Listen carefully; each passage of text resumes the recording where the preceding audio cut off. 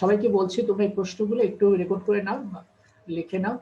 এটা আগামী রবিবারের জন্য পরীক্ষার জন্য আজকে যারা জয়েন করতে পারবে না তাদের সাথে তোমাদের যাদের যোগাযোগ আছে সবাইকে তোমরা জানিয়ে দেবে যে আগামী রবিবার পরীক্ষা আছে এবং সে পরীক্ষাতে আগের প্রশ্নগুলো কিছু থাকবে আর আজকে যে প্রশ্নগুলো পড়াবো সেই প্রশ্নগুলো থাকবে। তো কালকে আমরা ডিপ্লোমুক্ত মৌলের ইয়াতে আলোচনাতে যেটা বলেছিলাম আজকে ওখান থেকে শুরু করি। যে এখানে খুব গুরুত্বপূর্ণ একটা আলোচনা, সেটা হলো কি যে এই ব্লকের মৌল বিশেষ করে অবস্থান্তর মৌল। আর অবস্থান্তর মৌল এই দেখো যেখানে আমি কিছু প্রশ্ন তোমাদের যেগুলো আলোচনা আগে করেছিলাম যে ডি ব্লক মৌল বলতে কি বুঝে, কিভাবে লিখতে হয় একটুখানি শুধু খেয়াল করো। এগুলো দেখানোর অর্থ আমি তো ইচ্ছা করলে এটাই করতে পারতাম যে ডি ব্লক মৌল বলতে কি বুঝে, বাস এটি প্রশ্নটা এখানে রাখতে পারতাম। অবস্থান্তর ধাতু কি এটাই আমি রাখতে পারতাম, এই অবস্থান্তর ধাতু বলা হয় কিন্তু এইভাবে প্রশ্ন আকারে রেখে দিতে পারতাম, সেই প্রশ্নগুলো ধরে ধরে আলোচনা করে দিতে পারি। কিন্তু এখানে কিছু উত্তরও এখানে লেখা আছে, উত্তরগুলো কিভাবে লেখা আছে জাস্ট এগুলো একটু দেখানোর জন্য। তো এই যে যেমন মাইমুনা বলছিল যে স্যার আমি অ্যামোনিয়া এবং ফসফেটের মধ্যে কি অধিক খাদ্যধর্মী, এটা কেন আমাকে নাম্বারটা দেওয়া হলো না? তো না, ওই প্রশ্নের নাম্বারটা ছিল 3, সেখানে তুমি 1-2 লাইন লিখে 3টা মার্ক পাওয়া, এটা আসলে বিষয়টা এটা মানে ওটাকে কি বলবো, এটা একটা অকল্পনার একটা বিষয়। তো যাই হোক, বইতে সুন্দর করেই কিন্তু লেখা আছে, সরোজের বইতেও দেখবা অন্য বইতেও দেখবে সুন্দর করে লেখা আছে ওখানে, যে বেশ কিছু কথা ওখানে লেখা আছে। তো সেইগুলো হিসাব করে ওখানে 3টা মার্ক দেওয়া ছিল। আর এখানে যে প্রশ্নগুলো দেখতে পাচ্ছি, যে প্রশ্নগুলো আসলে কিভাবে আসলে তোমরা সকলেই আমি মনে করি যে তোমরা ভালো পড়ালেখা করো, ভালো পড়ালেখা শেখার চেষ্টা করছো। তো একদম ওরিয়েন্টেশন ক্লাসে প্রথম ক্লাসে আমি বলেছিলাম যে আসলে তোমাদের ক্লাস 10-এ যেভাবে পড়ে আসছো, একটা বই ছিল, একটা লেখক ছিল। এই ক্লাসটাতে কিন্তু আসলে একটা বই একটা লেখক এরকম না, অনেকগুলো লেখককে সুযোগ দেওয়া হয়েছে, তোমরা বই লেখো, সবাই সবার মতো করে বই লিখেছে, যে যেমন বুঝেছে সেইভাবে উপস্থাপন করেছে। এখন এই বইগুলো দেখবে যে একটা লেখা আরেকটার সাথে মিলছে না। তো এই বইগুলো পড়ে তোমাকে একটা একটা কি বলতে একটা নির্যাস, একটা একটা ফাইনাল একটা জিনিস তৈরি করে সেই জিনিসটা তোমাকে পরীক্ষার জন্য উপস্থাপন করার জন্য প্রস্তুতি দেবে। তো এই যে লেখাগুলো এটা হচ্ছে ওই ধরনের একটা চেষ্টা, যে কত সুন্দরভাবে তুমি উপস্থাপন করতে পারো। যে যা লিখবে সবাই ঠিকই একের কথাই লিখবে, কিন্তু উপস্থাপনটা হচ্ছে একটা বড় বিষয়। তো এখানে তুমি এই পড়া ইয়াগুলো দেখলে তুমি উপস্থানগুলো বুঝতে পারো যে উপস্থানগুলো কিভাবে করা হয়েছে। তারপরে এখানে ডেভেলপমেন্ট অবস্থাতে মৌলের মধ্যে পার্থক্য কিভাবে করা হয়, পার্থক্য কিভাবে করা হয়, অথবা এই প্রশ্নটিতেই ওই আগের যে প্রশ্ন আমরা আলোচনা করেছিলাম যে সকল অবস্থান্তর মূল ডেভেলপ মৌল, কিন্তু সকল ডেভেলপমেন্ট অবস্থান্তর মৌল নয়। সেই আলোচনাটা এই প্রশ্নের উত্তর দিয়ে কিন্তু এইভাবে তুমি সুন্দর করে তুমি উত্তর দিতে পারো। যে তুমি আগে সংজ্ঞা দিলা, দুইটা মৌলের সংজ্ঞা দিলা, ডেভেলপের সংজ্ঞা দিলা, অবস্থান্তর মৌলের সংজ্ঞা দিলা, তারপর তুমি দুইটা মৌলকে তুমি ঠিক করলে যে এই দুইটা মৌলের আমরা ইলেকট্রন বিন্যাস আমরা কম্পেয়ার করি, সেই ইলেকট্রন বিন্যাসগুলিকে কম্পেয়ার করে তারপর তুমি মতামত দিবে যে হ্যাঁ এইখানে এই সমস্যার জন্য এইটা হচ্ছে ডেভেলপ মৌল, আর এখানে এই বিষয়টার জন্য এরা হচ্ছে অবস্থান্তর মৌল। তারপর এই কথাগুলো আরেকটু আলোচনা করে তো শেষে বলবো যে হ্যাঁ এই জন্যই সকল অবস্থান্তর মৌল ডেভেলপ মৌল হয়, কিন্তু সকল ডেভেলপ মৌল অবস্থান্তর মৌল হয় না, এইভাবে। আচ্ছা, যে পরিবর্তনশীল জানা অবস্থার কথা এখানে কিছু বলা আছে, সেখানে আমরা বলছিলাম, মূলত আমরা হাইলাইট করেছিলাম যে বহিস্থ স্তরে যদি ফাঁকা ডি অরবিটাল থাকে, তাহলে সেই মৌলগুলো কি করে, তারা ইলেকট্রন বিন্যাস তারা ইচ্ছা করলে চেঞ্জ করতে পারে।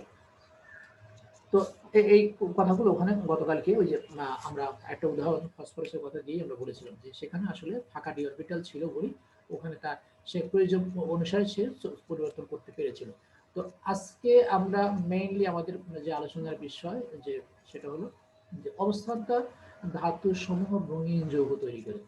তো রঙিন যৌগ তোমরা যে গুণগত রসায়ন পড়ছো, ওখানে স্যার যখন তোমাদের বর্ণালী করাবে তখন তোমাদের অনেক কিছু ওখানে জানতে পারে যে বর্ণালীটা কি জিনিস, কিভাবে বর্ণালী তৈরি হয়। তো যাই হোক, এখানে আমরা ওই কথাগুলো বলবো না, এখানে আমরা শুধুমাত্র যে একটা যৌগ রঙিন হয় কিভাবে সেই বিষয়টা এখানে আমরা জানবো। তো এখানে দেখো, এখন হচ্ছে আগের কথায় যে প্রশ্ন আসলে কিভাবে লেখা হয়, এখানে সেই চেষ্টাটা একটু করা হয়েছে, তোমরা যদি দেখে অন্তত কিছু জন্য ধারণা নিতে পারো যে আসলে প্রশ্ন আসলে এভাবে লিখতে হয়। এই প্রশ্নগুলো কি, উত্তরগুলো কি তোমরা লিখে বুঝতে পারতেছো তো যে উত্তরগুলো কিভাবে লেখা হয়েছে বা দেখা যায় কিনা? হ্যাঁ, হ্যালো। জি স্যার। হ্যাঁ, একটু যদি দেখা যায় তাহলে তোমরা একটু চেষ্টা করো যে প্রশ্নগুলো আসলে লেখাটা হলো কিভাবে। তুমি যদি মনে করো যে স্যার আমি জিনিসটা বুঝে নিয়েছি, আমি অন্যভাবে লিখবো আমার মতো, হ্যাঁ সেটাও হবে, কোনো সমস্যা নাই। কারণ এই ক্লাসটা হচ্ছে তোমাদের বলেছেন এই ক্লাস অত্যন্ত একটু গুরুত্বপূর্ণ ক্লাস। এই ক্লাসটা মনে হচ্ছে একদম জানার ক্লাস, মানে তুমি একদম মুখস্থ করে একটা প্রশ্ন মুখস্থ করলে যে তুমি সব শিখে বিষয়টা এরকম না। হ্যাঁ, তো এই ক্লাসটা হচ্ছে অনেক কিছু জানার একটা বিষয়ের ক্লাস। তো যাই হোক, এখানে দেখো লিখছে যে অবস্থান্তর ধাতু, এখানে কিন্তু প্রশ্নের মধ্যে বলে দিচ্ছে যে রঙিন যৌগ তৈরি করবে কারা? অবস্থান্তর মৌল। কারণ অবস্থান্তর মৌল হচ্ছে ডি ব্লক মৌল। আর কিন্তু সকল ডি ব্লক মৌল কিন্তু অবস্থান্তর মৌল না, এই কথাটা কিন্তু তোমাকে মনে রাখতে হবে যে অবস্থান্তর মৌল হচ্ছে ডি ব্লক মুক্ত মৌল। তার মানে ডি ব্লক মুক্ত মৌলটাই কি তাহলে রঙিন যৌগ তৈরি করবে? না, ডি ব্লক মুক্ত মৌলের মধ্যে যারাই হচ্ছে অবস্থান্তর তারাই নাকি কি করে রঙিন যৌগ গঠন করে। সেই রঙিন যৌগ গঠন করে কিভাবে? এখানে সেই কথাটা এখানে বলা হয়েছে যে আসলে দেখো এখানে বলছে যে অবস্থান্তর ধাতু ও তাদের আয়নের ডি অরবিটাল অপূর্ণ থাকায়। আমরা তো অবস্থান্তর ধাতুর মৌলের সংজ্ঞাতে, ধাতুর সংজ্ঞাতে আমরা বলেছিলাম যে যাদের স্থিতিশীল আয়নের ইলেকট্রন বিন্যাসে ডি অরবিটালটা আংশিক পূর্ণ থাকে বা অপূর্ণ থাকে। সেখানে একটা, দুইটা, পাঁচটা এরকম থাকতে পারে, কিন্তু পরিপূর্ণ থাকবে না। যদি পরিপূর্ণ থাকে তাহলে সেটা অবস্থান্তর মৌল হলো না, সেটা হয়ে গেলে শুধুমাত্র ডি ব্লক মুক্ত মৌল। তাহলে এখানে আমাদের শর্তই ছিল যে ডি ব্লকটা অপূর্ণ থাকবে। আর যেহেতু বলছে অবস্থান্তর, এই যে কথা আমাদের চলে আসবে যে ডি অরবিটাল অপূর্ণ থাকায় তারা কি পরিবর্তনশীল জারণ অবস্থা প্রদর্শন করে। সে কথাটা আমি আগেই বলেছি, আগে প্রশ্ন আলোচনাতে বলেছি যে অবশ্যই তারা পরিবর্তনশীল জারণ অবস্থা প্রদর্শন করবে। আচ্ছা, অবস্থান্তর ধাতুর অর্ধপূর্ণ অরবিটাল সমূহের শক্তি সমান থাকে। অর্থাৎ তোমাকে, আচ্ছা আমি তোমার জিনিসটাকে তোমাদের পরে আগে শুনে তারপরে উদাহরণে যাই। সমান থাকে, একে ডি জেনারেট অবস্থা বলে। তার মানে যেমন ধরো পিতে 3টা অরবিটাল থেকে, ডিতে 5টা অরবিটাল থেকে, এপি 7টা অরবিটাল থেকে, এই যে 3টা 5টা 7টা এই যে অরবিটাল গুলো এই অবস্থায় মানে অর্থাৎ স্বাভাবিক যখন মানে অরবিটাল গুলো যদি শক্তি স্তর থাকে, শক্তি স্তর গুলোকে যখন আমরা স্বাভাবিকভাবে চিন্তা করব তখন আমরা তাদেরকে বলি যে সকলের শক্তি আসলে সমান থাকে। কারণ ডি অরবিটাল, এই ডি অরবিটালকে আমরা ডি একটা আলাদা একটা শক্তি স্তর, পি আলাদা একটা শক্তি স্তর, এস আলাদা একটা শক্তি স্তর। যেমন এস এর শক্তির সাথে পি এর শক্তি যেরকম ভিন্ন, পি এর সাথে যেমন ডি উপস্থার শক্তি ভিন্ন, এগুলোর মধ্যে এগুলো ঠিক আছে, একটা সাথে আগে ভিন্ন। কিন্তু যখন বলবো যে পিতে তো 3টা শক্তি স্তর আছে, এই তিনটাই কি ভিন্ন? না, এই 3টা কিন্তু আবার সমান। ডিতে 5টা শক্তি স্তর, এই 5টা কি আসলে ভিন্ন? না, এই 5টা হচ্ছে সমান শক্তি সম্পন্ন। এই সমান শক্তি সম্পন্ন যখনই আমরা বলবো তখন আমরা বলবো যে তাহলে ওই অবস্থা ডি অরবিটালের ওই যে 5টা অরবিটাল, এই 5টা অরবিটালের শক্তি সমান যখন থাকবে তখন আমরা বলবো হচ্ছে এই অবস্থাটাকে বলছে ডি জেনারেট অবস্থা। এটা কিন্তু ভালো করে বোঝার চেষ্টা করবে। আচ্ছা, যদি এরকম হতে পারে না যে 5টা শক্তি স্তরের মধ্যে আসলে শক্তি সমান নেই, হ্যাঁ এরকম হতে পারে, সেটা কিভাবে হতে পারে সেটা আমরা পরে বলছি। আচ্ছা, কিন্তু যৌগ গঠনের সময় দেখো সেই ব্যাখ্যাটা এখানে দিচ্ছে। যৌগ গঠনের সময় লিগ্যান্ডের সব এই কথাটা পরে আমি তোমাদের বলবো। লিগ্যান্ডের গঠনের সময় লিগ্যান্ডের অরবিটালের সঙ্গে এই ধাতব আয়নের ডি অরবিটাল, লিগ্যান্ডের সঙ্গে যখন তোমার যৌগ গঠন করতে যাবে তখন এই ডি অরবিটাল অতিক্রম যখন ঘটবে তখন কি ওই অরবিটাল সমূহের মধ্যে শক্তির কিছুটা পার্থক্য সৃষ্টি হয়। এই যে আমরা বলছিলাম যে একটা মৌল যখন আরেকটা মৌলের সাথে যখন তোমার যৌগ তৈরি করতে যায় তখন তাকে কিছু এনার্জি দিতে হয়। এনার্জি নিলে তখন তার মধ্যে যদি কোনো ইলেকট্রন বিন্যাস চেঞ্জ করার প্রয়োজন হয় তাহলে সেই ইলেকট্রন বিন্যাসটা সে চেঞ্জ করতে পারে। আর যদি করতে পারে তখন কিন্তু শক্তির মধ্যে আমরা একটু আগেই বললাম যে ডিতে 5টা অরবিটাল আছে, 5টা অরবিটাল সমশক্তি সম্পন্ন। হ্যাঁ, এটা তো অবশ্যই সত্য। পিতে 3টা অরবিটাল আছে, এই 3টা অরবিটালই কিন্তু সমশক্তি সম্পন্ন বিশিষ্ট। হ্যাঁ, এটা তো অবশ্যই সত্য। কিন্তু যখন ওই যে বললাম যে যখন কিন্তু সে অন্য একটা মৌলের সাথে যৌগ তৈরি করতে যাবে তখন তাকে এনার্জি নিতে হয়। হ্যাঁ, অবশ্যই এনার্জি নিতে হয়। যখন সে এনার্জি নেয় তখন ওই যে সমশক্তি সম্পন্ন পির কথা বলি, ডির কথা বলি, এফের কথা, যা কথাই বলে কারণ এই সমশক্তি সম্পন্ন অরবিটাল গুলো আর সমশক্তি সম্পন্ন থাকবে না, তাদের মধ্যে শক্তির একটা পার্থক্য হয়ে যাবে। অর্থাৎ তারা দুইটা ভাগে ভাগ হয়ে যাবে। কিছু অরবিটাল হবে একটু বেশি শক্তি সম্পন্ন, কিছু অরবিটাল হবে একটু কম শক্তি সম্পন্ন। এখানে সেই কথাটা এখানে বলার চেষ্টা করা হয়েছে যে যখন অন্য একটা এখানে লিগ্যান্ডের কথা বলা হয়েছে। আমরা সাধারণ বলেছিল অন্য একটা মৌলের সঙ্গে, এখানে মৌল না বললাম কি একটা লিগ্যান্ডের সঙ্গে যখন সে যৌগ তৈরি করতে যাবে, যৌগ গঠন করতে যাবে তখন এই যে ডি অরবিটাল সমূহের মধ্যে শক্তির কিছু পার্থক্য হয়। অর্থাৎ তারা যে সমশক্তি সম্পন্ন ছিল এই সমশক্তি সম্পন্ন আর থাকে না, তাদের মধ্যে শক্তির পার্থক্য হয়ে যায়। একে নন ডিজেনারেট অবস্থা বলে। অর্থাৎ যখন শক্তির পার্থক্য হয়ে গেল। লিগ্যান্ডের অরবিটাল কি? লিগ্যান্ড কথা আমি পরে বলছি তোমাদের, শুধু লিগ্যান্ড কথাই জেনে রাখো। তো যখন নাকি শক্তির পার্থক্য হয়ে যায়, অর্থাৎ এই 5 জনকে আমরা সমশক্তি সম্পন্ন বলছি না, ঠিক ওই অবস্থাটাকে আমরা বলি হচ্ছে ডি অরবিটালের কি ডি উপশক্তি স্তরে ওই অবস্থাটাকে বলছে ডি জেনারেট অবস্থা। তাহলে ডি অরবিটাল গুলো যখন যে 5টা অরবিটাল থেকে অরবিটাল গুলো যদি সকলে যদি সমশক্তি সম্পন্ন হয় তখন তাকে আমরা বলি ডি জেনারেট অবস্থা। আর যদি 5টা অরবিটালের শক্তি যখন সমান না হয়, একটা আটটা ছেলে বেশি হতে পারে, তখন এই অবস্থাকে আমরা বলবো হচ্ছে নন ডিজেনারেট অবস্থা। তাহলে ডিজেনারেট অবস্থা নন ডিজেনারেট অবস্থা বোঝা গেল তো? আচ্ছা, এরপরে আচ্ছা, তার নট যে অবস্থা বলে তা এখন এই যে অবস্থায়, এই অবস্থায় যৌগের দ্রবণে আলো পড়লে, যখন আলো পড়ে তখন আলোর যে বর্ণালীর নির্দিষ্ট তরঙ্গ দৈর্ঘ্যের সঙ্গে সঙ্গতিপূর্ণ হয়, এখানে সংগতি হবে, এটা সংগতিপূর্ণ হয়, সংগতিপূর্ণ হয়, তখন কি হয়, তখন ডি ইলেকট্রন ওই বর্ণালী আলো শোষণ করে এবং আলোর অবশিষ্ট তরঙ্গ দৈর্ঘ্যের রোম বা বর্ণালী আমাদের চোখে আসলে প্রতিফলিত হয়, অর্থাৎ ওই অবস্থান্তর ধাতুর জটিল আয়ন তখন বর্ণযুক্ত হয়। অর্থাৎ আয়নের দৃশ্যমান বর্ণ আয়নের দৃশ্যমান বর্ণ আয়ন দ্বারা শোষিত বর্ণের সম্পূরক হয়। আচ্ছা, এখানে একটা উদাহরণ দেওয়া হয়েছে, এবার আমি তোমাদের উদাহরণ দিয়ে এখানে একটা উদাহরণ দিই, তোমাদের এখানে ব্যাখ্যাটা দিই। দেখো এখানে আয়নের কথা এখানে তারা বলার চেষ্টা করেছে। দেখো আয়নের ডি অরবিটাল, আমরা তো বলছি যে ডি অরবিটাল আংশিক পূর্ণ থাকে। দেখো এখানে ইলেকট্রন আছে কয়টা, ইলেকট্রন আছে হচ্ছে চারটা থেকে অযুগ্ম ইলেকট্রন, আর যে দুইটা এই এখানে ইলেকট্রন আছে ডিতে আছে কয়টা, 6টা ইলেকট্রন আছে। 6টার মধ্যে একটা শক্তি স্তর, দুইটা ইলেকট্রন আছে, আর প্রত্যেকটাতে আছে একটা একটা করে ইলেকট্রন। তো এই যে এটা হচ্ছে তোমার হলো স্বাভাবিক অবস্থায় আমরা একটা আয়ন তৈরি করলাম, আয়রন 2+ আয়ন তৈরি করলাম, তৈরি করে তার ইলেকট্রন ডি অরবিটাল ইলেকট্রন বিন্যাসটা হয়ে গেলে এরকম। তো এই যে এই অবস্থায় মানে শুধুমাত্র আয়ন তৈরি করেছে, আর কিন্তু কোনো কিছুই করা হয়নি। এই অবস্থায় যে 5টা অরবিটাল আছে, 5টা অরবিটালের শক্তি আমরা এখানে সমানের কথা আমরা বলছি। তখন আমরা এই অবস্থাটাকে যখন বলছি না সকল অরবিটালের শক্তি সমান, তখন বলছি যে হ্যাঁ আসলে এই অবস্থাটাকে বলা হয়েছে ডিজেনারেট অবস্থা। যে আমরা স্বাভাবিক অবস্থায় আয়রনকে আয়নিত করলাম, ইলেকট্রন বের করে, দুইটা ইলেকট্রন বের করে দিলাম, বের করে একটা স্থিতিশীল আয়ন তৈরি করলাম, আয়রন 2+ হয়ে গেল। তখন আমরা ডি শক্তি স্তরে ইলেকট্রন হিসাব করে দেখলাম যে এতগুলো ইলেকট্রন আছে এবং এই 5টা অরবিটালের শক্তি তখন সমান। এটা হলো একদম স্বাভাবিক অবস্থায়, মানে সে কখন অন্য মৌলের সাথে তোমার যুক্ত হতে যাবে কি না যাবে এটা চিন্তা ভাবনা করার আগে। তাহলে এটা প্রাথমিক অবস্থায় 5টা ডি অরবিটালে ইলেকট্রন যতগুলি থাক না কেন আছে, এবং এই 5টা শক্তি স্তরের শক্তির সমান, এই অবস্থাটিকে আমরা বলছি ডিজেনারেট অবস্থা। যখন যখন একটা সে লিগ্যান্ডের সঙ্গে, যেমন আমরা এখানে আগে আমরা স্বাভাবিক যৌগের কথা বলেছি যে নাইট্রোজেন ক্লোরিনের সঙ্গে সংযুক্ত হয়ে নাইট্রোজেন NCl3 তৈরি করলো, ফসফরাস ক্লোরিনের সঙ্গে PCl3 তৈরি করলো, 5 তৈরি করলো, এরকম। তো এখানে আমরা মৌলের কথা বলবো না, এখানে আমরা বলবো হচ্ছে লিগ্যান্ড। লিগ্যান্ড হচ্ছে মুক্তজোড় ইলেকট্রন বিশিষ্ট একটা প্রজাতি, সেটা তোমার আয়ন হতে পারে এবং একটা অণুও হতে পারে। যেমন এখানে একটা প্রশ্ন এখানে আছে, দেখো এই যেখানে একটা প্রশ্ন আকারে এভাবে দেওয়া আছে যে অ্যামোনিয়া হচ্ছে একটা লিগ্যান্ড। যে লিগ্যান্ড কি দেখাও, যে অ্যামোনিয়া হচ্ছে একটা লিগ্যান্ড। অর্থাৎ যে সমস্ত যৌগের যে সমস্ত প্রজাতির মধ্যে মুক্তজোড় ইলেকট্রন থাকে, মুক্তজোড় ইলেকট্রন থাকে কিভাবে, কাদেরকে মুক্ত, সেটাও কিন্তু আমরা অ্যামোনিয়া এবং ফসফেনের কে ক্ষারধর্মী, অধিক ক্ষারধর্মী, কে কম ক্ষারধর্মী, সেটা আলোচনা করতে কিন্তু সেটা কিন্তু আমরা বলেছিলাম যে মুক্তজোড় ইলেকট্রন আমরা কাকে বলি। তো যে মুক্তজোড় ইলেকট্রন বিশিষ্ট প্রজাতিগুলোকে আমরা সাধারণত লিগ্যান্ড বলে থাকি। তো এই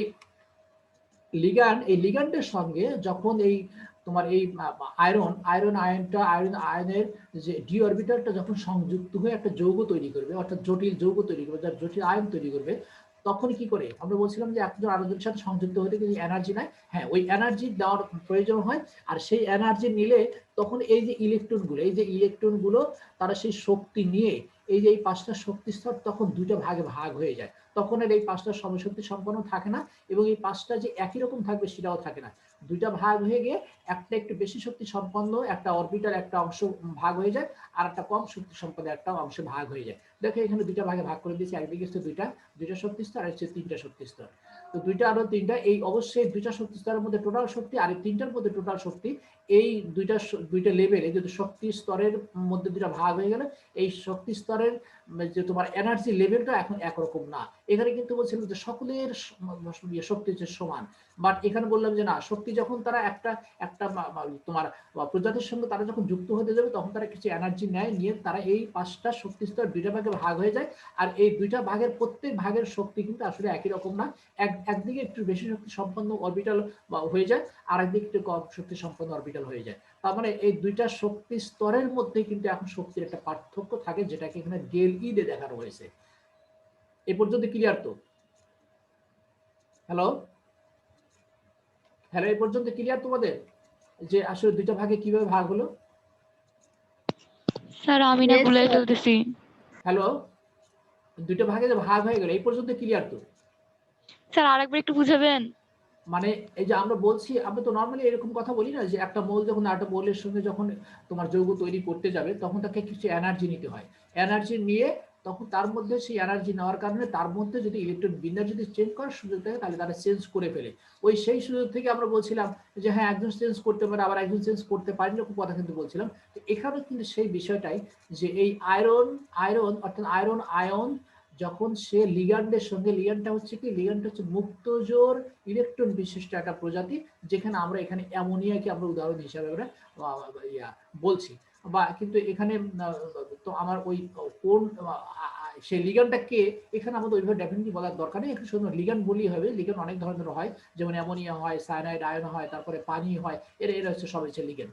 লিগ্যান্ডের সংজ্ঞাটা কি, যে সমস্ত প্রজাতি সেটা আয়নও হতে পারে, একটা মুক্ত বা নিরপেক্ষ অণুও হতে পারে, যেমন অ্যামোনিয়া হচ্ছে একটা নিরপেক্ষ অণু। কিন্তু সায়ানাইড হচ্ছে Cn মাইনাস, অর্থাৎ সায়ানাইড হচ্ছে একটা আয়ন। এখানে সায়ানাইডের উদাহরণটা এখানে দেওয়া হয়েছে, সায়ানাইড উদাহরণ দিয়েছি এবং পানির উদাহরণ দেওয়া দিয়েছি। যে পানি হচ্ছে একটা লিগ্যান্ড, এখানে সায়ানাইড আয়ন Cn উপরে একটা মাইনাস হবে, Cn এরকম ভাবে সায়ানাইড আয়নটাকে লেখা হয়। এই দেখো সায়ানাইড আয়নটা Cn মাইনাস, তো এভাবে লেখা হয়। তো যাই হোক এখানে একটা এই সায়ানাইড আয়নটা হচ্ছে একটা আয়ন, আর পানি কিন্তু হচ্ছে একটা নিরপেক্ষ একটা অণু। অথচ দুইজনই কিন্তু লিগ্যান্ড, কারণ দুইজনের মধ্যে মুক্তজোড় ইলেকট্রন আছে, সেটা আমি পরে আবার তোমাদের দেখিয়ে দেবো। তো এরা যখন এই আয়রন আয়নের ডি অরবিটালের সাথে সংযুক্ত হতে আসে তখন কি করে, তখন আয়রন যখন ইলেকট্রন মানে শক্তি নেয়, শক্তি নিলে তখন তার এই যে ডি অরবিটালটা, এই ডি অরবিটালটা কি ছিল, আগে ছিল সমশক্তি সম্পন্ন। যখন সে এনার্জি নিল তখন এই শক্তির মধ্যে শক্তি এই সমশক্তি সম্পন্ন আর থাকলো না, তখন তারা দুইটা ভাগে ভাগ হয়ে গেল। এই পাঁচটা ইলেকট্রন পাঁচটা শক্তি স্তর দুইটা ভাগে ভাগ হয়ে গেলে একটা ভাগ একটু বেশি শক্তি সম্পন্ন অরবিটাল হয়ে গেল, আর একটা ভাগ আর একটা অংশ কম শক্তি সম্পন্ন অরবিটালে পরিণত হয়ে গেল। তখন আমরা হিসেব করে দেখলাম যে দুইটা ভাগে যে ভাগ হয়ে গেলে ঠিক আছে ভাগ হোক, তাহলে এই দুইটা ভাগে এই দুইটা এই দুইটা শক্তি স্তরের মধ্যে শক্তির কি লেভেল কি পরিমাণ কি একই রকম। পরে আমরা হিসাব করে দেখলাম যে না, শক্তির পরিমাণটা একই রকম না, একদিকে শক্তি একটু বেশি আছে আর একদিকে শক্তি একটু কম আছে। আর সেই কম বেশি বোঝানোর জন্য সেই পরিমাণটাকে আমরা এখানে বলেছি ডেল ই, অর্থাৎ এনার্জি। হ্যাঁ, ডেল ই, যে আসলে এখানে এই যে দেখো এই ডেল ই এইচ মি, অর্থাৎ এটা হচ্ছে একটা এনার্জি, একটা লেভেলের কথা বলা, একটা ইয়ার কথা বলা হয়েছে। তো যাই হোক আমরা বলবো যে যখনই লিগ্যান্ডের সাথে সংযুক্ত হতে আসবে তখন এই ডি অরবিটালটা কি হয়, এনার্জি নিয়ে দুইটা ভাগে ভাগ হয়ে যায় শক্তির, এবং এই ভাগ দুইটার মধ্যে শক্তি আসলে একই রকম থাকে না। একদিকে একটু বেশি সম্পন্ন শক্তি সম্পন্ন অরবিটাল একদিকে হয়ে যায়, আর একদিকে হয়ে যায় কি কম শক্তি সম্পন্ন। যেহেতু কম আর বেশি, তার মানে এই দুইটা শক্তি, এই দুইটা লেভেলের মধ্যে, শক্তি স্তরের দুইটা লেভেলের মধ্যে একটা নির্দিষ্ট শক্তির পার্থক্য তৈরি হয়। এটা পর্যন্ত ক্লিয়ার তো? হ্যালো, এই যে শক্তির যে পার্থক্য যে তৈরি হয় সেটা পর্যন্ত ক্লিয়ার তো? হ্যালো, জি স্যার। আচ্ছা, এখন আমাদের গুরুত্বপূর্ণ একটা বিষয় যে এখন যৌগটা তাহলে রঙিন হবে কিভাবে। হ্যাঁ, এই যে পার্থক্য যে তৈরি হলো, মনে করো এই অবস্থায় আমরা আলো যদি এর মধ্যে যদি আমরা ফেলি, এই অবস্থায় আলো যদি আমরা ফেলি, যে ধরো যদি সায়ানাইড তোমার আয়রনের সাথে সায়ানাইড আয়ন যুক্ত হয়ে গেছে, এরকম একটা যৌগ তৈরি করলো, বা যদি আয়ন তৈরি করলো, অথবা পানির সাথে যুক্ত হয়ে এরকম একটা যৌগ আয়ন তৈরি করলো, তখন এই অবস্থায় যদি আলো যদি এই যৌগের মধ্যে যদি আসে তাহলে কি হবে। তাহলে এখানে বলছি দেখো, এই যে আমরা কিন্তু পার্থক্যের কথা বললাম যে দুইটা ভাগে ভাগ হয়ে গেল, কিছু শক্তি স্তর কম শক্তি সম্পন্ন, আর কিছু শক্তি স্তর হচ্ছে বেশি শক্তি সম্পন্ন। এই কম আর বেশি হওয়ার কারণে আমরা হিসেব করে দেখলাম যে আসলে শক্তির একটা নির্দিষ্ট পরিমাণ একটা পার্থক্য হয়ে গেছে। আচ্ছা, এই পার্থক্য এখন কি হবে, দেখো এখানে বলছে যে এই অবস্থায় এই যে যখন পার্থক্য হয়ে গেল এই অবস্থাটাকে আমরা বলছি নন ডিজেনারেট অবস্থা। যখন সমান ছিল তখন ডিজেনারেট অবস্থা, আর যখন সমান থাকলো না তখন আমাকে বললাম নন ডিজেনারেট অবস্থা। নন ডিজেনারেট অবস্থায় অরবিটাল গুলো যে দুইটা ভাগে ভাগ হয়ে গেল, তার মধ্যে একটা শক্তির একটা পার্থক্য থাকে, সেই পার্থক্যটা আমরা এখানে ডেইলিতে আমরা দেখালাম। এখন বলছে যে এই যে নন ডিজেনারেট অবস্থায় যে পার্থক্য হয়ে গেছে, এই অবস্থায় যদি আমরা এরকম মনে করি যে এই অবস্থা এই যৌগের মধ্যে একটা আলো পড়লো, আলো পড়লে কি হবে তোমরা তো জানো, এই আলোচনাগুলো হয়েছে কিনা আমি জানি না, যে আলো হচ্ছে কি অনেকগুলো আলোর হচ্ছে একটা সমষ্টি, অনেকগুলো বর্ডেল হচ্ছে সমষ্টি। তোমরা জানো না যে আলোতে কটা রং থাকে, আলোতে 7টা রং থাকে। এই 7টা রঙের তরঙ্গ দৈর্ঘ্য হচ্ছে 7 রকম, অর্থাৎ এই 7টা রঙের কিন্তু এনার্জি। আলো তো এক ধরনের শক্তি না, আলো হচ্ছে এক ধরনের শক্তি। তো এই যে 7টা আলোর শক্তি কিন্তু একই রকম না, এক একজনের শক্তি হচ্ছে এক এক রকম। আর এই 7টা আলোর যে তরঙ্গ দৈর্ঘ্য সেটাও কিন্তু একই রকম না। তো আমরা এখানে যেটা বলার চেষ্টা করছি যে আলো পড়লে আলোর যে বর্ণালী নির্দিষ্ট তরঙ্গ দৈর্ঘ্যের সঙ্গে সঙ্গতিপূর্ণ হয়। সঙ্গতিপূর্ণ এই কথাটা অর্থ কি? এই কথাটা অর্থ হলো ওই যে আমরা বললাম যে পার্থক্য তৈরি হয়েছে। পার্থক্য মানে একটা শক্তি, একটা পার্থক্য তৈরি হয়েছে। আলো সে নিজেও হচ্ছে একটা শক্তি। তাহলে আমরা এখন হিসাব করব যে এই যে পার্থক্য যে একটা শক্তি তৈরি হলো, এই শক্তিটা যে আলো যে যখন দ্রবণে যখন আলো পড়ে, এই আলোর মধ্যে তো অনেকগুলো আলো থাকে। আমরা বললাম সাত রকম। এই 7 রকম আলোর কিন্তু 7 রকম শক্তি। তারপরে এই 7 রকম শক্তির মধ্যে যে শক্তির সাথে এই যে তোমার অরবিটালের যে শক্তির যে পার্থক্য হলো, এই যে ডেলি, তাহলে যে এই 7টা আলোর মধ্যে যে আলোর সঙ্গে এই ডেলির এটা একটা আলো শক্তির পার্থক্য, এই শক্তির পার্থক্যর সাথে ওই 7টা আলোর যে আলোর শক্তির মানে একটা সিমিলারিটি আমরা পাবো। এখানে তো পরিমাণ যে একটা পার্থক্য হলে পার্থক্য পরিমাণ হচ্ছে ডেলি, তো এটা একটা মান আছে, এই শক্তির একটা মান আছে। আবার যখন এদের মধ্যে যখন আলো পড়ে তখন সেখানে আমরা বলছি যে সেখানে 7টা আলো আছে, 7টা আলোর শক্তি 7 রকম, অর্থাৎ 7টা আলোর তরঙ্গ দৈর্ঘ্য হচ্ছে 7 রকম। আমরা এখন হিসাব করে দেবো ওই 7 রকম শক্তির মধ্যে কোন শক্তিটা এই যে এখানে যে পার্থক্য তৈরি হয়েছে, এই পার্থক্য শক্তির সাথে মিলে যাচ্ছে। যেটার সাথে মিলে যাবে এই যৌগটা কি করবে, সেই আলোটাই শোষণ করবে। যদি মিলে না যায় তাহলে কিন্তু সে শোধ করতে পারবে না। এখানে কিন্তু শর্তটা হচ্ছে এই যে এখানে আমরা যে একটা পার্থক্যর কথা বলছি, হ্যাঁ এটা একটা নির্দিষ্ট মানও থাকবে, সেই মানটা হচ্ছে যৌগভেদী। যেমন এখানে আয়রনের কথা বলে আয়রনের জন্য একরকম, যদি আমরা তোমার এতে নিকেলের কথা বলি নিকেল হচ্ছে একরকম, ক্রোমিয়ামের কথা বলি ক্রোমিয়াম হচ্ছে একরকম, কপারের কথা বলি কপার হচ্ছে একরকম, এরকম। তাহলে এক এক জনের ক্ষেত্রে পার্থক্য হচ্ছে এক এক রকম। তো এই পার্থক্যর সাথে এই যৌগের দ্রবণে যখন আলো পড়ে, এই আলোর মধ্যে 7টা রং থাকবে, 7টা বর্ণালী থাকবে এবং 7 ধরনের শক্তি আমরা পাবো। যেহেতু প্রত্যেকটা আলোর শক্তি একই রকম হয় না, তো এই 7টা বর্ণালীর মধ্যে যে বর্ণালীর শক্তির সঙ্গে এই পার্থক্যের যে শক্তি, এই শক্তির সঙ্গে যার মিলে যাবে, এই যৌগটা কি করবে, তখন সেই আলোটাই শুধু গ্রহণ করবে। আর কি করবে, বাকি আলোটা কি হবে, প্রতিফলিত হবে বাকি আলো মানে কি, এই যে এখানে কিন্তু একটা কথা বলছে, সেই কথাটা তোমরা একটু বুঝে নাও যে আয়নের দৃশ্যমান বর্ণ আয়ন দ্বারা শোষিত বর্ণের সম্পূরক হয়। অর্থাৎ এখানে কথাটা তোমরা একটু ভালো করে এখানে খেয়াল করবে যে আমরা ধরো যাকে আমরা শোষণ করার কথা বলছি, আমরা এখানে ধরলাম যে ধরো সবুজ বর্ণটাই শোষিত হলো। আমরা এখানে যে আলোচনা করছি, এখানে যে আলো মানে অরবিটালের মধ্যে শক্তিতে পার্থক্য হয়, সেই পার্থক্যর সাথে সবুজ আলোর যে শক্তি, সেই সবুজ আলোর শক্তিটা আসলে মিলে যায়। তখন কি করবে, এই সবুজ আলোটা তখন ওই যৌগটা, যে যৌগের কথা আমরা বলছি, ওই যৌগটা তোমার ধরো গ্রহণ করলে কি হবে, তাহলে কি আমরা সবুজই দেখবো না, সবুজ দেখবো না। এই সবুজের সাথে সম্পূরক একটা আলো থাকে, অর্থাৎ প্রত্যেকটা আলো থেকে সম্পূরক একটা আলো থাকে। অর্থাৎ সে এই যৌগটা যে আলোটা গ্রহণ করে তার সম্পূরক আলোটা প্রতিফলিত হয়, সেটা যে বর্ণ হয় সেটাই কিন্তু আমরা দেখবো। তাহলে এখানে দেখো সম্পূরক আলো যদি শোষিত হয়, সম্পূরক আলোর সবুজ আলোর সম্পূরক আলো হচ্ছে কি বেগুনি লাল। আবার তোমার নীল বর্ণের সম্পূরক আলো হচ্ছে কমলা। তো এখানে দুইটা উদাহরণ দিয়ে তোমরা বোঝার চেষ্টা করো। মনে করো যে যৌগের দ্রবণে সবুজ আলোটা পড়েছে, মানে সবগুলো আলো পড়েছে, তার মধ্যে সবুজ আলোর শক্তির সাথে আর ওই যে পার্থক্য, যে বললাম যে পার্থক্য তৈরি হলো, আর শক্তির পার্থক্য তৈরি হলো, সেই শক্তি আর সবুজ আলোর শক্তি হচ্ছে একই রকম। তাহলে আমরা বলছি যার সাথে মিলে যায় তাকেই সে গ্রহণ করে, তাহলে সবুজ আলোকে গ্রহণ করো। তাহলে আমরা এখন আমরা যৌগটাকে কালার কেমন দেখবো, তখন বলছে যে সবুজ আলো যদি গ্রহণ করে থাকে, তাহলে সবুজ আলোর যে সম্পূরক যে আলো, সেই আলোটা কিন্তু প্রতিফলিত হয়ে পরে আমাদের চোখে আসবে। যখন আমাদের চোখে আসলো, চোখের থেকে একটা কমান্ড ব্রেনে চলে যাবে, ব্রেন তখন বলবে যে হ্যাঁ আমি কি দেখছি, আবার কোন জিনিসটা মানে সে কমান্ড হিসেবে আমাকে দিতে হবে। তখন এই যে যেটা চোখের মধ্যে প্রতিফলিত হয়েছে যে আলোটা, সেই আলোটা আমাদের ব্রেনকে কমান্ড করবে যে হ্যাঁ আমি কিন্তু এই।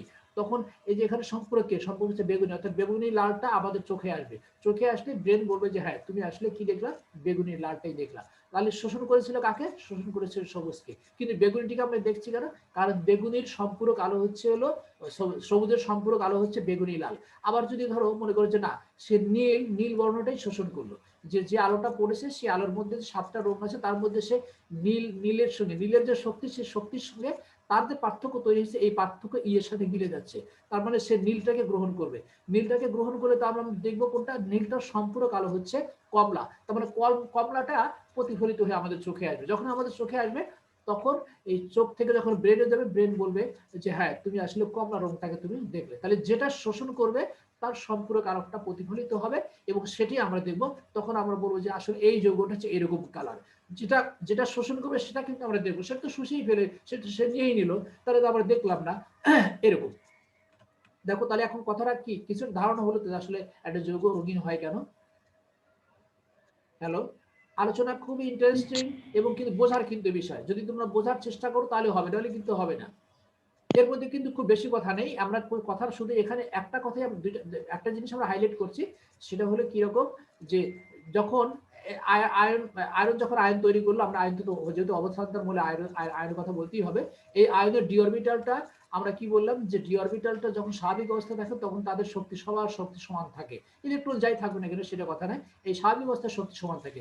যখন এই আয়রনের ডি অরবিটালটা লিগ্যান্ডের সাথে যখন সংযুক্ত হবে তখন তাকে একটু এনার্জি নিতে হয়, সেই এনার্জি নিয়ে এই সমশক্তি সম্পন্ন 5টা অরবিটাল দুটো ভাগে ভাগ হয়ে যায়।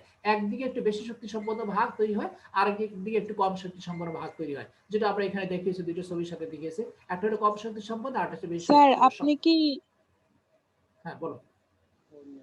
হ্যালো হ্যাঁ বলো বলো। স্যার আপনি কি মানে কেমিস্ট্রি ফার্স্ট পেপারের স্যার ওই যে নুরে আলম স্যার উনি নিচ্ছে হচ্ছে ফার্স্ট মানে প্রথম অধ্যায় আর আপনি নিচ্ছেন তৃতীয় অধ্যায়, হ্যাঁ আর হ্যাঁ। সেকেন্ড পার্টটা আপাতত কি মানে পরে করাবেন? না ওইটা আমরা একটু আগে আলোচনা সেরে নিই, মানে একটু অগ্রসর একটু সামনে দিকে যেয়ে নিই, তারপর আবার ওখান থেকে আবার আলোচনা করবো। হ্যাঁ আচ্ছা, তো এখানে তাহলে কথাটা কি অনুমান করা গেছে তো যে দুইটা ভাগে ভাগ হয়ে যাবে। এই দুইটা ভাগে যে ভাগ হলো তখন আমরা হিসাব করলাম দুইটা ভাগে ভাগ হলো, ঠিক আছে হোক, এর মধ্যে কি আসলে শক্তি পার্থক্য আছে কিনা আমরা হিসাব করে দেখলাম আসলে শক্তি পার্থক্য আছে। একদিকে বেশি শক্তি সম্পন্ন একটা শক্তি স্তর তৈরি হলো, আর একদিকে কম শক্তি সম্পন্ন একটা শক্তি স্তর হলো। আমরা এই শক্তি যখন হিসাব নিকাশ করবো তখন আমরা দেখলাম যে আসলে একটা নির্দিষ্ট পরিমাণ শক্তি একটা পার্থক্য তৈরি, সেই নির্দিষ্ট পরিমাণ শক্তি পার্থক্যটা হচ্ছে এখানে আমরা বলছি ডেল ই। আচ্ছা, এরপর আমরা শক্তি পার্থক্য তৈরি করে ফেললাম। এখন বলছে এই যে পার্থক্য যখন হয়ে গেল, এই অবস্থায় যখন যেটাকে আমরা বলছি নন ডিজেনারেট অবস্থা, যখন শক্তির পার্থক্য তৈরি হয় তখন আমরা বলি নন ডিজেনারেট অবস্থা, অর্থাৎ অরবিটালগুলো যখন একই শক্তি সম্পন্ন থাকে না, দুইটা ভাগে ভাগ হয়ে যায় এবং দুইটা ভাগের শক্তি আলাদা আলাদা হয়, তখন তাদের একটা পার্থক্য আমরা পাই। তো এই যে যখন ভাগ হয়ে গেল শক্তির পার্থক্য তৈরি হয়ে নন ডিজেনারেট অবস্থা বলি, এই অবস্থায় যদি যৌগের দ্রবণ এই অবস্থায় লিগেন্ডের সাথে কিন্তু সংযুক্ত হওয়ার পরে কিন্তু এই অবস্থাটা হচ্ছে, তাহলে এই সময় মানে এই সময় যদি কোনো আলো যদি এসে এই এই যৌগের দ্রবণে যদি পড়ে তখন কি হয়, তখন বলছি যে এই এই আলোর মধ্যে যে তোমার 7টা রোম থাকে, এই 7টা রোম অর্থাৎ 7 ধরনের বর্ণালী থাকবে, অর্থাৎ তরঙ্গ দৈর্ঘ্য থাকবে, এবং এই আলো শক্তি কিন্তু 7 রকমই হবে। অবশ্যই সব আলোর শক্তি একই রকম হয় না, সব আলোর তরঙ্গ দৈর্ঘ্য কিন্তু একই রকম হয় না। যেহেতু 7 রকমের এখানে বর্ণালী, 7 রকমের শক্তি, তখন আমরা হিসাব করব যে এই 7 ধরনের বর্ণালীর মধ্যে 7 ধরনের যে শক্তির মধ্যে কোন শক্তিটা আসলে এই যে পার্থক্য তৈরি হয়েছে, এই যে এই ডেলির কথা বলছি, এই পার্থক্যের সাথে মিলে যাচ্ছে। যেটার সাথে মিলে যাবে এই যৌগটা কি করবে, সেই আলোটাকেই শুধু শোষণ করবে। আর আমরা বললাম যে হ্যাঁ শোষণ করলে ভালো কথা, তাহলে কি হবে, আমরা বলছি যে হ্যাঁ শোষণ করলে এই যাকে শোষণ করলো তার একটা সম্পূরক আলো একটা থাকে, যেটা কথা আমরা একটু আগে বললাম। তখন সবুজ আলোর সম্পূরক আলোটা হচ্ছে হলো বেগুনি নীল, আবার নীল আলোর সম্পূরক আলোটা হচ্ছে হলো কমলা। তো যাকে শোষণ করে তাকে তো শোষণ করেই ফেললো, তার সম্পূরক আলোকটা আসলে আমাদের সেটি প্রতিফলিত হয়, সেটি প্রতিফলিত আমাদের চোখে আসে, তখন আমরা দেখি যে আসলে আমাদের চোখে কি আসলো, কোনটা আমরা দেখছি। তো যে কালারের আলো আসে সেই কালারটাই আমরা দেখতে পারি, আর যেটা আসে না সেটি কিন্তু আমরা দেখতে পারি না। আর অন্য যে ওই একটা তো গ্রহণ করলো, আর অন্য বাকিগুলো না, অন্য বাকিগুলো এখানে কথা আমরা বলতে যাবো না। শুধু আমরা বলবো যে যার সঙ্গে যার এনার্জির সঙ্গে যে আলোর এনার্জির সঙ্গে এই পার্থক্যের এনার্জিটা মিলে যায়, এই যৌগটা শুধুমাত্র সেই আলোটাকে গ্রহণ করে, আর এই আলোর একটা সম্পর্ক আলো থাকবে, সেই আলোটা প্রতিফলিত হবে, সেই আলোটা যখন আমাদের চোখে আসবে তখন আমরা ওই যৌগটা সেই রঙে রঙিন হয়েছে এটা আমরা তখন বলতে পারবো। এই ছিল আসলে তোমার যৌগ আসলে রঙিন হওয়ার হচ্ছে মূল বক্তব্য। এখন আমাকে বলো যে আসলে জিনিসটা তোমাদের কাছে ক্লিয়ার হয়েছে কিনা। হ্যালো হ্যালো, সবাই একটু আমাকে একটু রেসপন্স করো যে তোমাদের ক্লিয়ার হয়েছে কিনা। জি স্যার। হ্যাঁ জি দেখো স্যার, বাসায় আর 2 একবার পড়লে হয়ে হ্যাঁ যাবে। হ্যাঁ, আমার মনে হয় যে আমি যেভাবে বলার চেষ্টা করলাম এর চেয়ে সহজ করে মনে হয় আর বলার কিছু এখানে আছে বলে আমার মনে হয় না। তো যেহেতু তোমরা আরো দু একবার যদি বাসাতে প্র্যাকটিস করো তাহলে হয়ে যাবে। এই ছিল একটা একটা অবস্থান্তর ধাতু বা মৌল বা আয়ন কিভাবে রঙিন স্যার যৌগ। হ্যাঁ বলো। রবিবার কি আপনার এক্সাম হবে? হ্যাঁ ওই যে মানে কোশ্চেন গুলো দিয়ে দিলাম এই সেই যে ১ কোশ্চেন। থেকে ৮টা কোশ্চেন দিলেন হ্যাঁ এগুলা ৮টা নাকি কোশ্চেন, হ্যাঁ মানে হ্যাঁ হ্যাঁ ১ থেকে ৮টা কোশ্চেন এগুলোর মধ্যেই কোশ্চেন আমি এক্সামটা দেবো। যদি এর আচ্ছা মধ্যে কিছু ঠিক আছে। কিছু প্রশ্ন আছে আগে তোমরা আগে করে ফেলছো, তো এই পড়া প্রশ্নগুলো যেহেতু পরীক্ষাতে কিন্তু সকলেই কিন্তু আসলে কেমন যেন করে ফেলছো, তো যেটা দেখে আমি একটু হতাশ হয়েছি যে পরীক্ষা তোমাদের প্রশ্নগুলো বলেও দিলাম তারপর স্যার, তোমরা। হ্যাঁ বলো। স্যার একটু শোনেন ওই যে ৩ নাম্বার কোশ্চেন যেটা ওই যে অ্যামোনিয়ামে যে ওটা আচ্ছা করছি আচ্ছা শর্ট আচ্ছা করে আমি। ফেলছি। ওইটার হ্যাঁ ভিতর হ্যাঁ আমি আর এটা নিয়ে ওইটার আলোচনা। ভিতরে ২ না দিয়েন স্যার ১ মার্ক দিয়েন। তো যাই হোক আমি এই নতুন করে আলোচনা আর বাড়াবো না, যেহেতু টাইমটা শেষ এখনই শেষ হয়ে যাবে। তো ওই যেটা বলছিলাম আর কি যে তোমাদের ওই অ্যামোনিয়ার ক্ষেত্রে ওখানে খুব ভালো একটা বক্তব্য ছিল যে যাদের মুক্তজোড় ইলেকট্রন আছে বা যারা মুক্তজোড় ইলেকট্রন দিতে পারে বা প্রোটনের সাথে সংযুক্ত হতে পারে তারাই হচ্ছে ক্ষারধর্মী। তো দুজনের মধ্যে মুক্তজোড় ইলেকট্রন ছিল তারা উভয়ই ক্ষারধর্মী, কিন্তু বলতে হবে একজন বেশি। বেশির কথাটা আমরা কিভাবে বলবো, আমরা একটা কথা বলবো যে তাদের মধ্যে তড়িৎ পার্থক্য পার্থক্য বেশি হলে যার শক্তি বেশি সে কি করে বন্ধন ইলেকট্রন, যেমন নাইট্রোজেন হাইড্রোজেন নাইট্রোজেন সিএল এই বন্ধন ইলেকট্রন তিনটা বন্ধন আছে, তিনটা বন্ধন